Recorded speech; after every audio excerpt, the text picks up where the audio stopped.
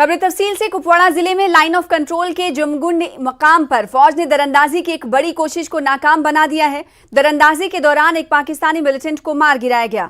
Police जराये के मुताबिक militant इस पार आने की कोशिश कर रहा था, ताहम फौज ने नक्लो हरकत देखकर उसे वापस जाने को कहा, लेकिन मिलिटेंटों ने फौज पर फायरिंग कर दी और जवाबी कार्रवाई में एक मिलिटेंट मारा गया। मारे गए मिलिटेंट के कब्जे से असलहा बरामद किया गया। आखिरी इत्तलात मिलने तक इलाके में तलाशी कार्रवाई जारी रही। हमें भी मालूम है कि तेज बर्फबारी के पहले एक जो विंडो है, इस विंडो का मिलिटेंट्स फायदा उठाने की कोशिश करेंगे और यही बात हमें एक्स्ट्रा अलर्ट भी बनाती है। इस पीरियड में अपने एरिया में, चाहे वो करना में हो, केरन में हो, मच्छल में हो, जो आर्मी की यूनिट्स डिप्लॉयड हैं, जो आर्मी के जवान जहाँ पे हैं, हमारे जवान कंधे से कंधा मिलाकर अपनी ड्यूटी को बखूबी अंजाम दे रहे हैं। और एक दो वारदातें हुई हैं करना में, केरन में, जहाँ पे मिलिटेंट ने घुसने की कोशिश की है, उनको मार गिराया गया है और देश की सिक्योरिटी को एक इम्प्रेग्नेबल लाइन बना के रखा गया है। हमारी कोशिश बखूबी जारी रहेगी। बिल्कुल अलर्ट है, तभी हमने फौज ने उनको मार गिराया है और उनके घुसने की कोशिशों को नाकाम किया है, उनके मंसूबों पे पानी फेरा है।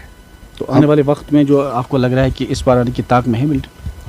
कुछ इंसिडेंट्स तो हुए हैं और लास्ट ईयर से इस साल इंसिडेंट्स कुछ ज़्यादा हुए हैं, बट हम पूरी तरह से तैयार हैं।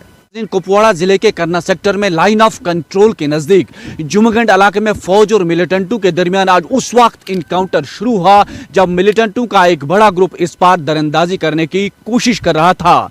ताहम फौज ने दरअंदाजी की इस बड़ी कोशिश को नाकाम बना दिया, जिसमें एक पाकिस्तानी मिलिटेंट मारा गया। फौजी जराया के मुताबिक मिलिटेंटों का एक ग्रुप इस पार आने की कोशिश कर रहा था, ताहम सरहद पर अलर्ट फौज ने उन्हें वापस जाने के लिए ललकारा, ताहम उन्होंने फौज पे फायरिंग की। जवाबी कार्रवाई में एक पाकिस्तानी मिलिटेंट जिसकी पहचान अल्ताफ अहमद के बतौर हुई है, उससे मार गिराया। मारे गए मिलिटेंट के कब्जे से भारी मिकदार में असला बारूद जब्त किया गया है। फौज ने पूरे इलाके को मुहासरे में लेकर बड़े पैमाने पर तलाशी कार्रवाई शुरू की है। आखिरी इत्तलात मिलने तक दोनों तरफ से फायरिंग का तबादला जारी था। नेटवर्क 18 के लिए लाइन ऑफ कंट्रोल से याहिया सुल्तान। जम्मू खित्ते में सरदार वल्लभ भाई पटेल की यौम पैदाइश के सिलसिले में तकरीबात का एहतमाम किया गया। इस दिन को राष्ट्रीय एकता दिवस के तौर पर मनाया जाता है। हिंदुस्तान के पहले नायब वजीर आजम के कौमी इत्तेहाद के बारे में इनके विजन की शिराकत को याद किया गया। देखिए जम्मू से राजेंद्र टिक्कू की ये खास रिपोर्ट। अपने देश की एकता की भावना से ले रहा है। सशस्त्र सीमा बल की 1st बटालियन, 15 बटालियन और 61 बटालियन ने राष्ट्रीय एकता दिवस पर रन फॉर यूनिटी के उन्वान से एक रैली का एहतमाम किया गया। जम्मू में वाक़ हेडक्वार्टर से भगवती नगर यात्री निवास तक रैली निकाली गई। रैली में 3 किलोमीटर का सफर तय किया गया, जिसमें तकरीबन 100 से ज्यादा सिपाहियों ने हिस्सा लिया। इस दौरान मुल्क की एकजहती, सालमियत और सलामती के तहफ़्फ़ुज़ का अहद भी लिया गया। भारतवर्ष को वो एकता और अखंडता की श्रेणी में पिरोना चाहते थे, जो हर संभव उन्होंने किया भी। आज उन्हीं के जन्मदिन पर आज जो है एकता दिवस के रूप में मनाते हैं। आज हमारे माननीय प्रधानमंत्री नरेंद्र मोदी जी वो आम आवाम को ये संदेश देना चाहते हैं कि वो एकता और अखंडता की जो है वो जो चाहते हैं, वो हर संभव प्रयास करना चाहते हैं। वो हमने जो है सो पैदल रैली तथा साइकिल रैली के माध्यम से हम वो आम आवाम को ये संदेश देना चाहते हैं कि वो हर संभव अपना एकता और अखंडता को बचाए रखें। आज भारत का प्रथम गृह मंत्री और प्रथम उप प्रधानमंत्री सरदार वल्लभ भाई पटेल का जन्मदिन है। उनके उपलक्ष्य में एक छोटा सा कार्यक्रम रखा गया था, वो रन फॉर यूनिटी है, जो भारत का एकता दिवस के रूप में मनाया जाता है।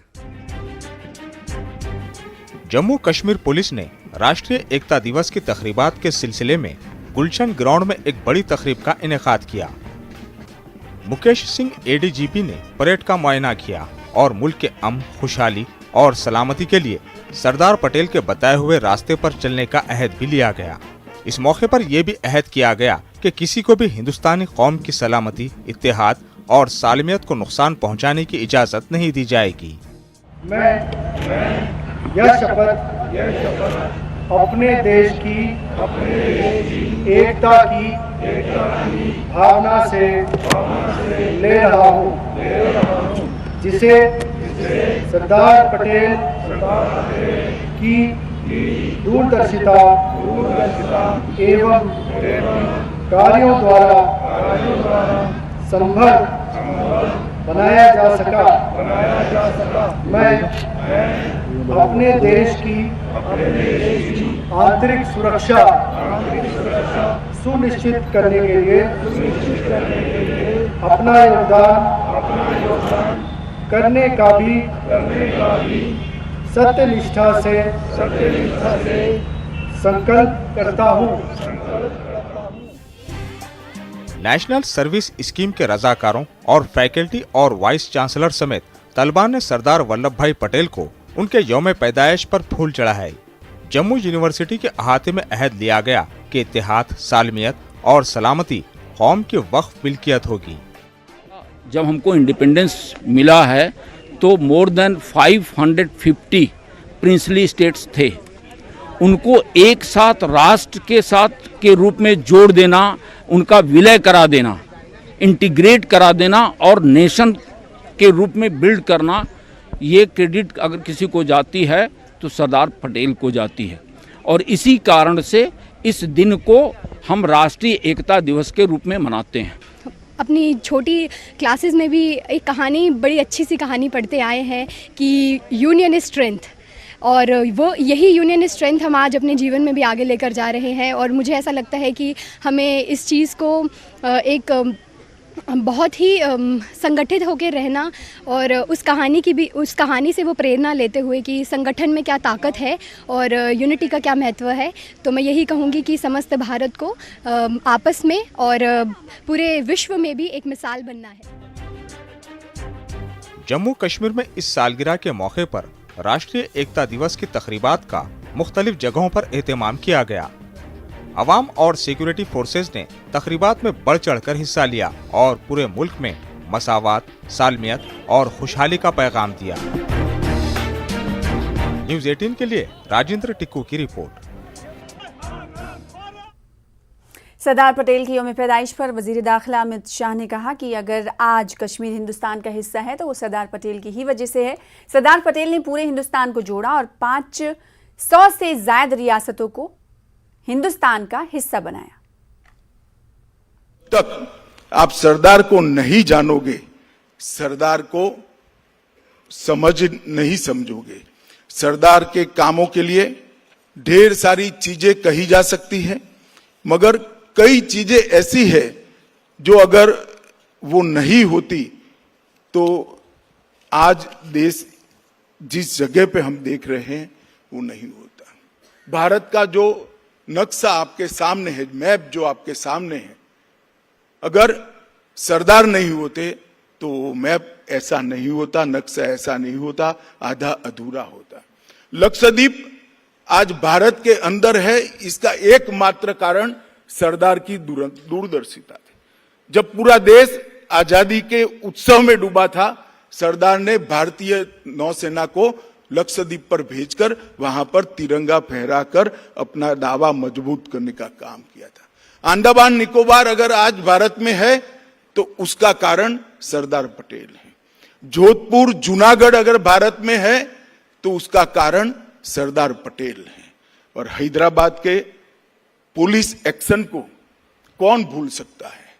ढेर सारी दिक्कतों के बावजूद सरकार में भी एकमति नहीं थी, सेना भेजने को कोई राजी नहीं था।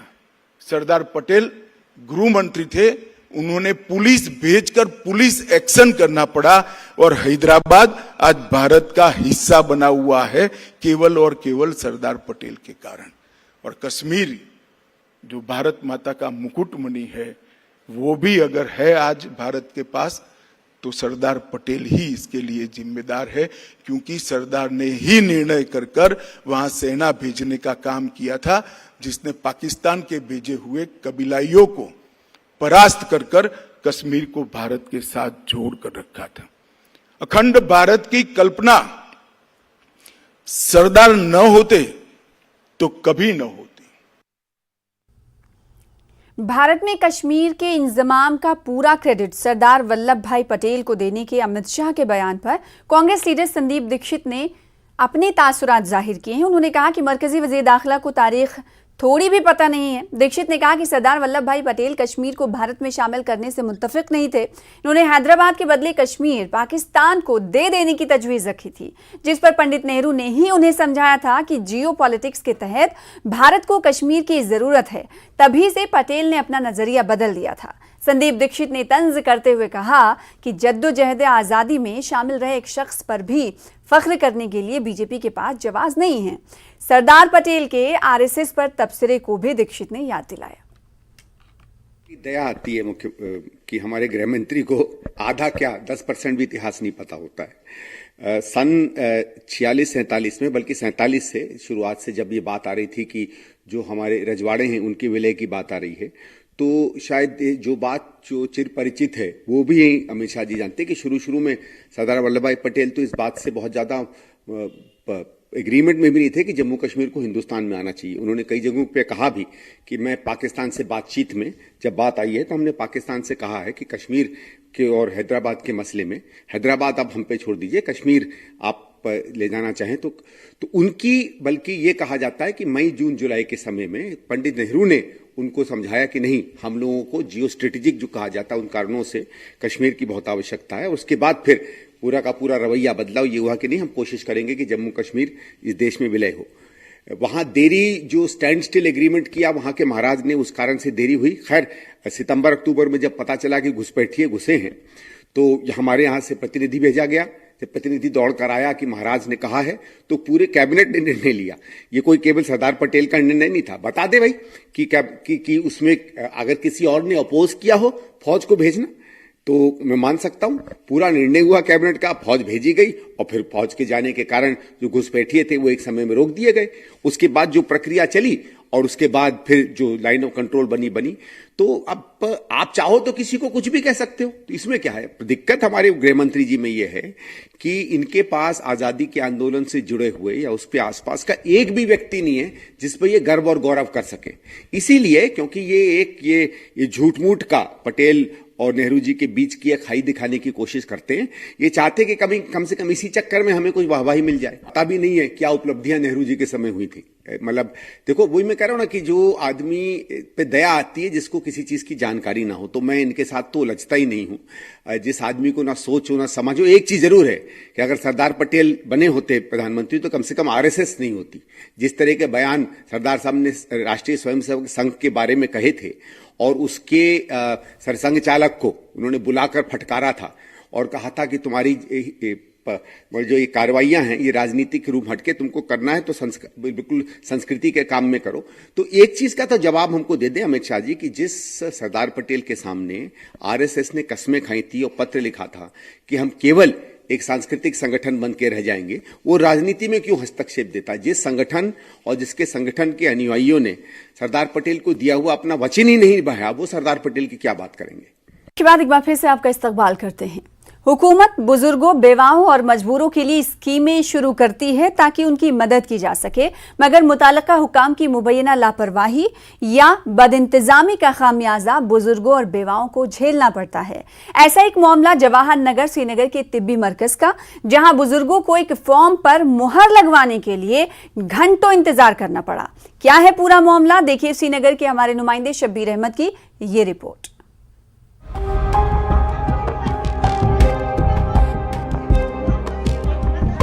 जवाहर नगर श्रीनगर के तिब्बी मरकज में ये भीड़, ये आम मरीज नहीं बल्कि वक्त और हालात के सताए हुए लोग हैं। बुजुर्ग, बेवाएं और जिस्मानी तौर पर नाखेज लोगों की भीड़ पिछले 2 हफ्ते से एक फॉर्म पर मुहर के इंतजार में आज फिर से खड़ी है। यहाँ जमा लोगों को ये साबित करना है कि उस सरकारी मुशाहरे के हकदार हैं जो बुजुर्गों, बेवाओं और मजबूर अफराद को दिया जाता है। कई लोग तो खड़े भी नहीं हो पाते, लेकिन मजबूर हैं, इसीलिए कई घंटों से यहाँ इस भीड़ में खड़े हैं। दरअसल इन सरकारी स्कीमों के असल हकदार अफराद को अलग करने और इन्हें ऑनलाइन करने के लिए महकमे सोशल वेलफेयर ने इनसे कई नए कागजात तलब किए हैं, जिनमें एक मेडिकल सर्टिफिकेट भी शामिल है। सितम ज़रीफ़ी ये है कि सर्टिफिकेट जारी करने के लिए श्रीनगर के लिए सिर्फ एक मरकज़ है, और वो भी 2 दिन के लिए। मिस्किन बाग फार्म मिस्किन बाग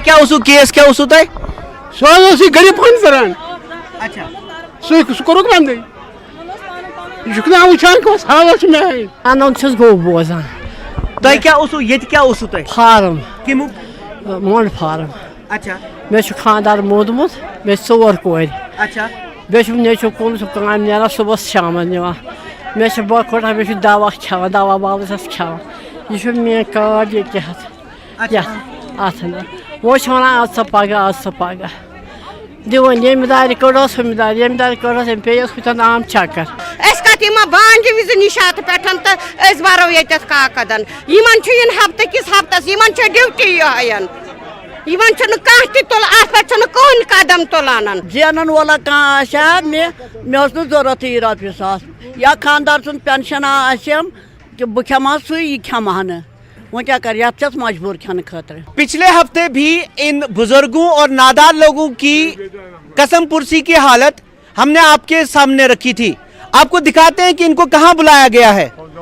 ये खतरनाक जगह है, यहाँ पे कोई भी शख्स यहाँ पे गिर सकता है और उसे चोट लग सकती है।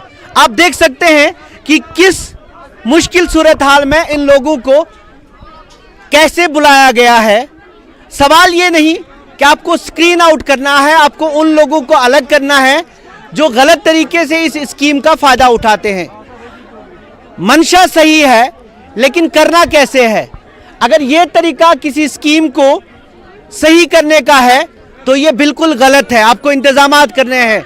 और फिर श्रीनगर इतना बड़ा शहर है, इतने लोग हैं जो इन स्कीमों के तहत फायदा लेते हैं, क्या उनके साथ ये सलूक करना है। पिछले हफ्ते न्यूज़ 18 की रिपोर्ट के बाद महकमे हेल्थ सर्विसेज ने बाकायदा एक हुक्मनामा जारी किया, जिसमें 2 दिन के बजाय पूरे हफ्ते के लिए यहाँ सर्टिफिकेट जारी करने की हिदायत जारी की गई। शबीर साहब, लास्ट टाइम आपने मेरी नोट्स में लाया था, हमने क्या किया, हमने हर दिन अब उनके लिए बोर्ड रखा और आपने देखा भी कि मैंने एडिशनल डॉक्टर्स भी भेजे, उसमें कोई परेशानी नहीं होगी। ये सोशल वेलफेयर की तरफ से एक ऑर्डर निकला था और गवर्नमेंट की डायरेक्शन से हमने ये करना ही करना है। With in shortest possible time हम ये करेंगे। जो अभी आए हैं, जितने भी आए होंगे, चाहे 10 आए चाहे 100 आए, जितने भी आए, उनको करना ही करना है। वापस किसी को घर हम भेजेंगे नहीं। डायरेक्टर हेल्थ सर्विसेज ने ऑर्डर तो जारी कर दिया, लेकिन अमल हुआ नहीं। चंद्रवार तो बृहस्पतिवार तो बुकिया बस बस 3 बार, मगर ये लोग हमें काम करने नहीं देते हैं। हमने इनको बार बार कहा आप आराम से बैठो, हम आपको लाइन में रखते हैं और फॉर्म भी रखते हैं ठीक तरह से। न्यूज़ 18 की तरफ से मामला उजागर करने के बाद आज दोबारा सख्त हिदायत जारी की गई कि तिब्बी मरकज में इजाफी स्टाफ लगाकर जल्द से जल्द इन अफराद को मेडिकल सर्टिफिकेट जारी किए जाएं। डायरेक्टर सोशल वेलफेयर से न्यूज़ 18 ने जब पूछा तो उनके जवाब से ऐसा लगा कि उन्हें इन बुजुर्गों या मजबूर लोगों की कोई फिक्र नहीं है। सवाल ये है कि अगर मरकजी हुकूमत ने समाजी बहबूद के लिए ये स्कीमें रखी हैं तो फिर इन स्कीमों को अमलाने का तरीक़ा सोशल वेलफेयर महकमा को क्यों नहीं पता। उम्मीद है कि डायरेक्टर हेल्थ सर्विसेज की ताज़ा हिदायत के बाद अब इन मजबूर लोगों की दादरसी होगी। श्रीनगर से शब्बीर अहमद की रिपोर्ट। मशहूर कश्मीरी अदीब ब्रॉडकास्टर अवतार कृष्ण रहबर को दिल्ली में याद किया गया। साहित्य अकेडमी की जानिब से अवतार कृष्ण रहबर की शख्सियत और अदब के मैदान में उनकी खिदमात पर एक सिम्पोजियम का इनेकाद किया गया। कश्मीरी ज़बान और अदब से वाबस्ता मुसन्निफीन व अदीबों ने इफ्तिताही सेशन में शिरकत की और अवतार कृष्ण रहबर की कश्मीरी ज़बान में खिदमात पर रोशनी डाली। रहबर ने उर्दू में MA किया था, लेकिन उन्होंने कश्मीरी ज़बान को परवान चढ़ाया, नई नस्ल को सामने लाने का काम किया और कश्मीरी ज़बान के अदब की तारीख समेत नए लिखने वालों को भी प्लेटफॉर्म दिया। अवतार कृष्ण रहबर एक तो कश्मीरी ज़बान के लिए उन्होंने अपनी खिदमत को वक्फ किया था। देखिए, नौकरी सब करते हैं, रोज़ी कमाने के लिए लोग कोई न कोई काम करते ही हैं, लेकिन उसके लिए भी जो काम उन्होंने चूज़ किया, वरना उर्दू में एमए थे, कहीं उर्दू के टीचर लेक्चरर हो जाते, उस ज़माने में कोई बड़ी बात नहीं थी। और रेडियो में आकर के उन्होंने उर्दू के प्रोग्राम नहीं किए, कश्मीरी के प्रोग्राम किए। खुद अफसाने लिखे, ड्रामे लिखे, कश्मीरी अदब की तारीख़ लिखी, और उसके अलावा जो डिस्कशंस उसने किए हैं, जो इंटरव्यूज़ किए हैं रेडियो पे, और जिस तरह से मुख्तलिफ शख्सियात को इंट्रोड्यूस किया है, और सबसे बड़ी बात जो उन्होंने नए लिखने वालों को इनकरेज किया, उनकी हौसला अफजाई की। इस एतबार से रहबर बड़ा आदमी था। अवतार कृष्ण रहबर हमारे उस्ताद लिखने वालों में से थे, जो असातिज़ा थे उनमें उनका नाम आता है। पहले उन्होंने अब्दुल हद आज़ाद की कश्मीरी ज़बान और शायरी के बाद कश्मीरी ज़बान अदब की तारीख़ लिखी। ये कोई मामूली कारनामा नहीं था। जब कश्मीरी ज़बान को स्कूलों में पढ़ाया जाने लगा, कॉलेजों में पढ़ाया जाने लगा, तो ये तारीख़ जो लिखी थी 1800 ईस्वी तक कश्मीरी ज़बान अदब की तारीख़ रहबर साहब ने, ये बहुत काम आई। यूनिवर्सिटियों में, कॉलेजों में इसने बहुत मदद दी।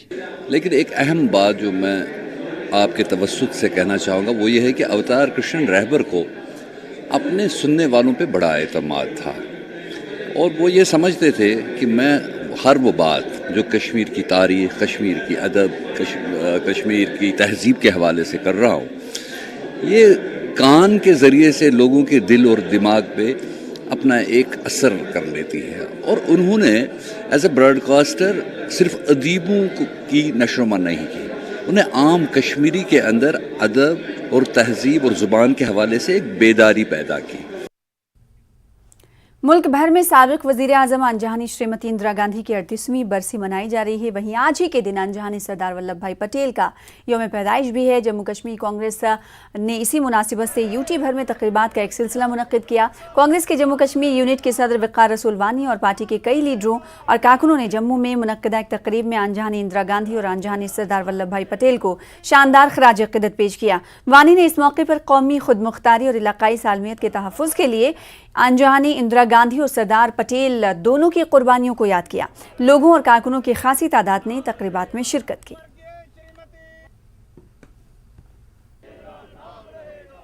ये वो महान नेता है जिसने अपने खून का एक एक बूंद इस देश के लिए निशावर किया, अपनी जान इस देश के लिए सदके दी, और जितनी देर वो प्राइम मिनिस्टर ऑफ इंडिया रही उतनी देर हिंदुस्तान सबसे मजबूत रहा। जितनी जंगें हिंदुस्तान ने लड़ी सब उसने जीती, और एटॉमिक पावर जो इंडिया बना वो भी उन्हीं के टाइम में बना। जितनी डेवलपमेंटें हुई, तरक्कियां हुई, इंदिरा जी के वक्त में हुई हैं। हमारी कांग्रेस पार्टी भी उनके वक्त में बहुत मजबूत पार्टी थी।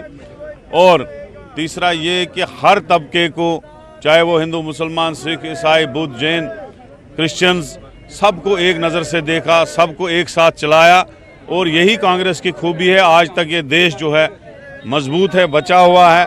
या दूसरा, हमारे सरदार वल्लभ भाई पटेल जो हैं, उन्होंने इस देश के लिए, जिनका आज दिन है, उन्होंने भी आज इस देश के लिए जो है अपना काम किया, अपना बहुत बड़ा योगदान दिया।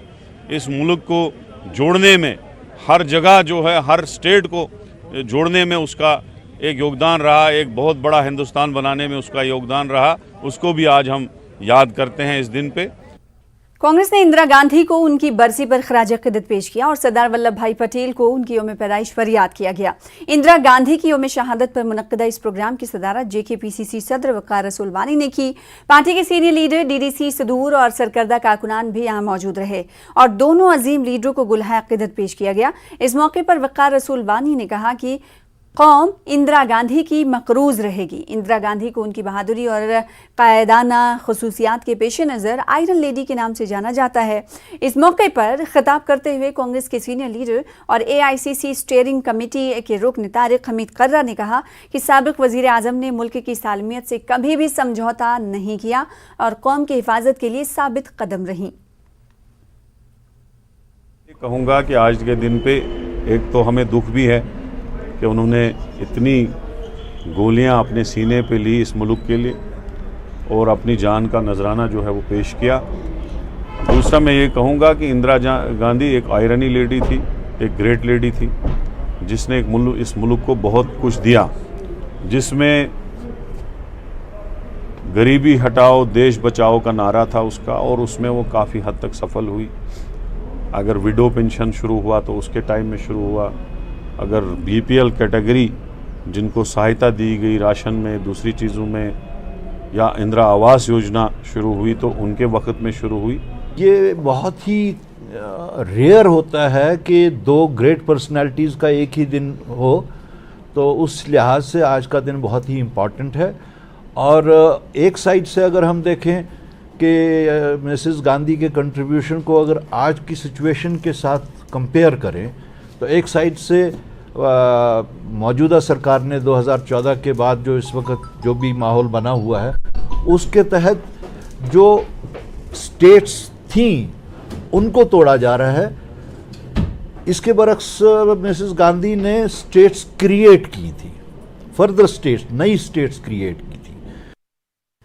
जम्मू कश्मीर पुलिस शोहदा की याद में गांधरबल में 10 रोजा मेला मुनक्किद किया गया। Mini marathon run for unity और martyrs police premier league volleyball tournament के फाइनल के साथ इसका इख्तिताम हो गया। डिस्ट्रिक्ट पुलिस लाइंस गांधरबल में आखिरी प्रोग्राम मुनक्किद हुआ।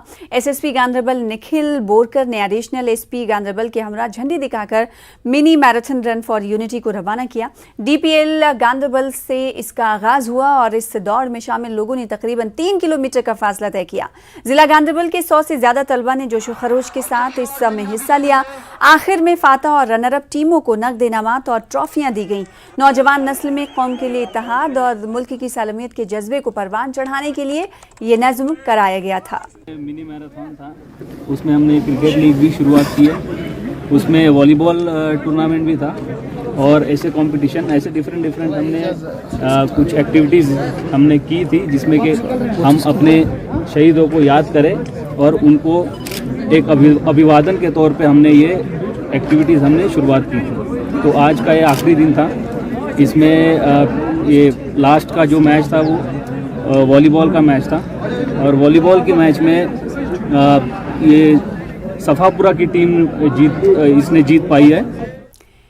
न्यूज़ 18 JKLH को नाजरीन का प्यार और भरोसा लगातार मिल रहा है। जम्मू कश्मीर, लद्दाख, हिमाचल की पहली पसंद न्यूज़ 18 JKLH है। चैनल लगातार नंबर 1 पोजीशन पर बरकरार है। आपका भरोसा हमें खुद को मजीद बेहतर करने की तरगीब और तवानाई देता है। तेज़ और दुरुस्त खबरें आप तक पहुंचाने के लिए हमारी कोशिशें लगातार जारी रहेंगी।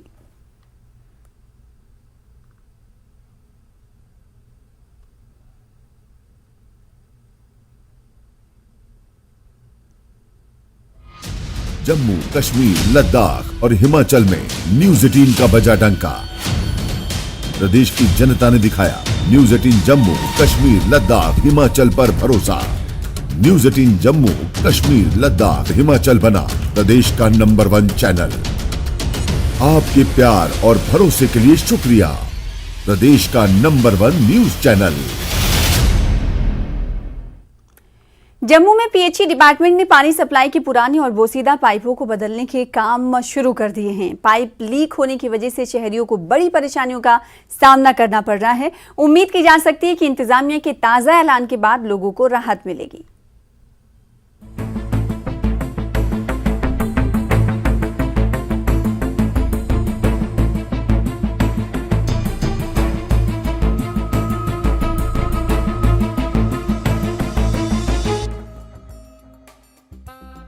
स्मार्ट सिटी प्रोजेक्ट के तहत जम्मू शहर के मुख्तलिफ इलाकों में बहुत से तरक्याती काम चल रहे हैं।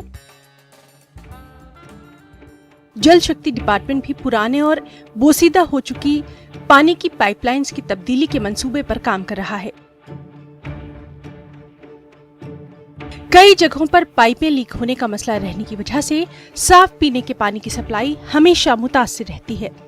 इस ज़िम्न मुताल्लिकीन को रोजाना ही बहुत सी शिकायत आम लोगों की तरफ से मिल रही थी। ओल्ड सिटी के एरियाज़ है जहाँ पे पुरानी पाइप्स की वजह से गंदा पानी लोगों के जा सकता है, उसको बदला जाएगा। और इसके अलावा अमरूद 2 में भी उसमें तो ज़्यादा फंडिंग प्रपोज की गई है, जम्मू सिटी की भी और भी जो टाउन्स हैं उनकी भी। और जो विलेजेस हैं वो हम जल जीवन मिशन में कर रहे हैं। जम्मू के शहरियों ने पानी के रिसाव को रोकने के लिए इक़दाम का खैर मकदम किया। लोगों का कहना है कि स्मार्ट सिटी के तहत सबसे पहले लोगों को बुनियादी सहूलियात फराहम करने पर हुकूमत को तवज्जो देनी चाहिए और आम लोगों के लिए पीने के पानी की हमवार अंदाज में सप्लाई को यकीनी बनाना बहुत ज़रूरी है। काफ़ी मुश्किलों से सर पानी आता ही नहीं था, पाइपें लीक हुआ करती थी, कभी पानी देखा ही नहीं हमने कभी। अब जो है हमें उम्मीद है कि पानी जो है इन टाइम आएगा, इन टाइम क्या आएगा, पाइपें नहीं चेंज होगी तो पानी आना ही आना है, ठीक है ना। और बहुत बढ़िया काम किया, मुझे लगता है कि इससे पहले ऐसा कभी काम नहीं हुआ। पहले बहुत मुश्किल थी, ऑलरेडी जो पाइपें यहाँ से जाती थी, बारिश का पानी, उधर नाले का पानी उसी पाइपों के बीच से जाता था, बीमारी पैदा होती थी। अब उससे हम सभी लोगों को राहत मिल चुकी है और आगे आगे बहुत अच्छा होने जा रहा है। वो खोलते हैं मगर वो पहुंचता नहीं है, वो रास्ते में ही लीक हो जाता है, इसलिए इस स्कीम से जो है ये बहुत अच्छा लोगों के लिए रहेगा। जम्मू के मुख्तलिफ इलाकों में पाइप बदलने का काम जोर शोर से जारी है। उम्मीद यही है कि ये प्रोजेक्ट जल्द ही पूरा कर लिया जाएगा और बगैर किसी रुकावट और मसले के जम्मू में लोगों को पीने के पानी की सप्लाई यकीनी बन जाएगी, क्योंकि इस बार हुकूमत ने इन कामों के लिए बजट भी पहले ही मुख्तस कर रखा है। अब पीएचई ने जो ये फैसला लिया है कि तमाम पाइप्स को, ड्रेनेज सिस्टम को दुरुस्त किया जाएगा, खासकर जम्मू सिटी में, इसका काफ़ी लोगों ने स्वागत किया है। उनका कहना है देर आए दुरुस्त आए, और लेकिन अब काम ऐसा होना चाहिए ताकि वो सालों तक चल पाए। कैमरामैन आशु के साथ राजेंद्र वैद, न्यूज़ 18 जम्मू। जिला बांदीपुरा में एक जानिब जोरों शोर के साथ बैक टू विलेज का चौथा मरहला जारी है, वहीं पंचायती ब्लॉक आठुतुर में लोगों ने इस बैक टू विलेज प्रोग्राम का बाइकआउट किया। मकामी लोगों का कहना है कि हीरपुरा नामी एक बस्ती सड़क राब्ते से महरूम है, जबकि इलाके में मवासिलाती निज़ाम और सेहत का शुबा भी इंतहाई खस्ता है। इस दौरान इलाके के BDC चेयरमैन बशीर अहमद बाबा और DDC मेंबर अब्दुल गनी भी लोगों के साथ खड़े रहे। बताया गया कि लोगों को मनाने के लिए यहाँ ADDC बांदीपुरा भी पहुंच गए थे और समझा बुझाकर लोगों को बैक टू विलेज प्रोग्राम में शामिल किया। ताहम लोगों ने बैक टू विलेज के तीनों मरहलों के दौरान कोई भी मसला हल ना कराने पर बरहमी का इजहार किया। यहाँ बैक टू विलेज भी 3 बार किया और ग्राम सभा भी होती रहती है। हमें लोगों को यहाँ बुलाया जाता है, उनसे मतलब ये दस्तखत लिए जाते हैं, मगर इनका काम ग्राउंड में होता कोई नहीं है। आज मैं मजबूर हो गया लोगों के साथ यहाँ ग्राउंड में निकलने के लिए एक बाइकाट पर, कि लोगों का काम नहीं बनता है, लोगों को धोखा लग रहा है हमारे तरफ से। तो इस वजह से हम कह रहे हैं जी ये हमारा ये बाइकाट इस वजह से है। जैसे हमने अभी बात की है, मुश्ताक साहब ने यहाँ हरिपुरा रोड, पिछले सदियों से लोग यहाँ बस रहे हैं, आज की बात नहीं है। यहाँ जो 2GB नहीं चल रहा है, यहाँ मैं ये कह रहा हूँ कि 1GB नहीं चल रहा है फर्स्ट जनरेशन। लेकिन अगर इसलिए हम इतना सफ़र कर रहे हैं कि हमें एक बच्चा जो है वो ऑनलाइन पढ़ रहा है, वो यहाँ से बांडीपुरा उसको जाना पड़ता है, वहाँ वो वीडियो देखता है, वो लेक्चर सुनता है, यहाँ नहीं सुन पाता है। हमें घर से बहुत दूर जाना पड़ता है, किसी कोने में मोबाइल रखना पड़ता है, तभी हमें कॉल एक आती है।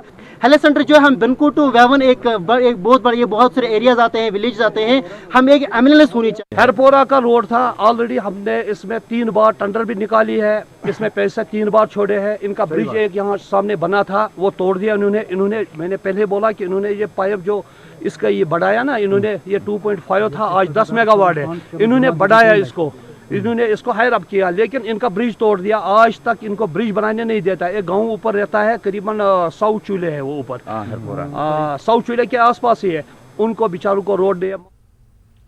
जिला गांधरबल के बटवीना गांव के लोगों ने बैक टू विलेज के चौथे एडिशन के आगाज का खैर मकदम किया, लेकिन मुतालिका महकमों के एहलकारों की गैर मौजूदगी में उन्होंने अफसोस का इजहार किया। लोगों का कहना था कि इस प्रोग्राम में मुख्तलिफ महकमों के मजाज अफसरान के बजाय डेली वेजेस और कम दर्जे के मुलाजमीन शरीक होते हैं, जो लोगों की शिकायत दूर करने के काबिल नहीं होते। मकामी सरपंच और BDC चेयरमैन समेत पंचायत राज के दिगर अरकान ने कहा कि पिछले बैक टू विलेज प्रोग्रामों में जो मुतालबात पेश किए गए थे वो अभी तक ज़ेरे इल्तवा हैं। याद करेंगे तो किसको बोलेंगे? यहाँ तो एडमिनिस्ट्रेशन के जिम्मेदार लोग आने चाहिए, लेकिन बदकिस्मती से यहाँ क्लास 4 के मुलाजिम आते हैं। हम बोले तो बोले क्या? अच्छा इनिशिएटिव था ये बैक टू विलेज प्रोग्राम, क्योंकि ये लोगों के घरों तक पहुँच जाते थे ऑफिसर, मगर यहाँ तो उन्होंने क्लास 4 के या सीजनल वर्कर्स भेजे हैं।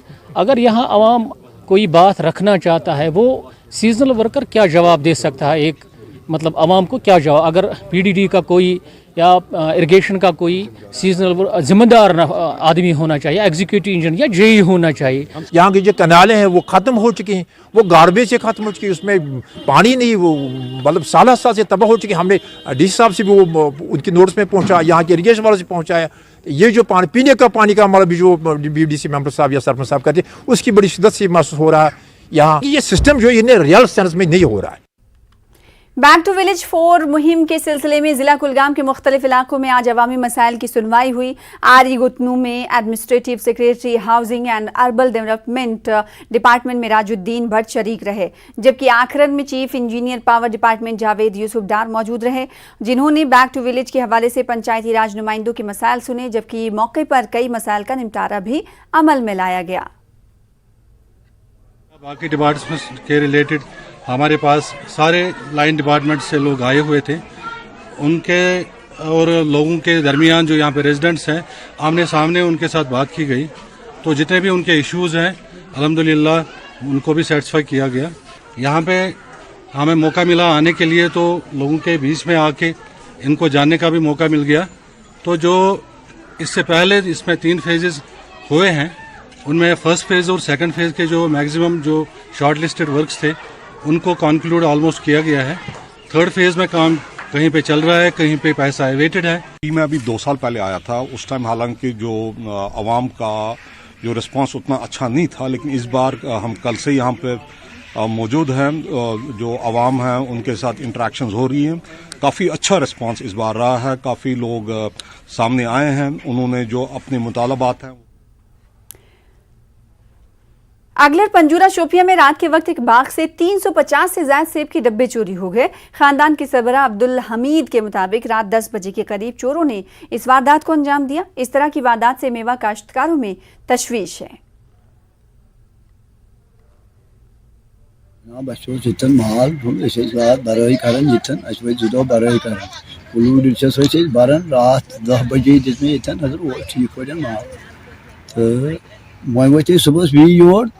ये तो माल कहीं क्रेटन में तो डिलीशियस हो बेदु तो उसको नूडल्स ये तो छुप निमत तो बिचगरी चिटनी में खाली बंडल पेट आग्रेस तुम तो छुप निमत मार तो छुप निमत रात 10 बजे जिसमें एक बाग में नजर वो बिल्कुल ठीक से माने अगर काश मेहरबानी के जिसका मतलब इतला लोग काश बूस्ट कर तो सुदीतने पता कुछ तो पेटस लगभग 2 पूरन कृष्ण भट्ट के कत्ल के बाद शोपियां के गांव चौधरी गुंड से माइग्रेशन पर मजबूर कश्मीरी पंडितों का कहना है कि उन्होंने अपने आप को माइग्रेंट के तौर पर रजिस्टर्ड करने के लिए रिलीफ कमिश्नर महकमे से रुजू किया। इनका कहना है कि वो कभी भी वादी वापस नहीं जाएंगे क्योंकि वहां अक़लियतों के रहने के लिए हालात साजगार नहीं। उन्होंने वज़ीर आज़म नरेंद्र मोदी से इस मामले पर गौर करने का मुतालबा किया। उन्होंने हुकूमत से पूरन कृष्ण भट्ट की अहलिया को मुलाजमत फराहम करने के अलावा वादी कश्मीर में टारगेट किलिंग के तमाम मामलात की तहक़ीक़ात कराने का मुतालबा किया। चौधरीगुंड शोपियां में पूरन कृष्ण भट्ट की हलाकत के बाद कई फैमिलीज जो है चौधरीगुंड एरिया से शोपियां एरिया से यहाँ पे जम्मू हिजरत करने पर मजबूर हो गए हैं और तकरीबन 13 फैमिलीज़ हैं जो हिजरत करने पर मजबूर हो गई हैं उनकी हलाकत के बाद 14 अक्टूबर को।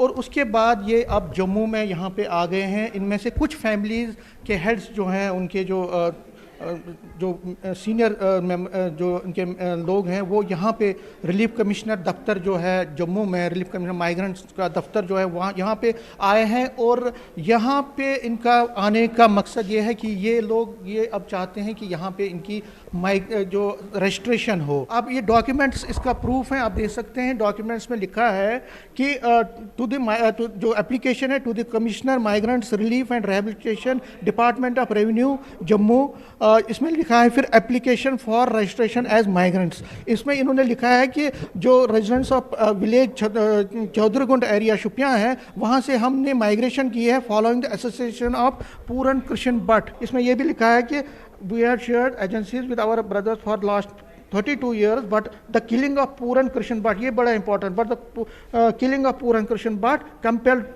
us to leave the valley.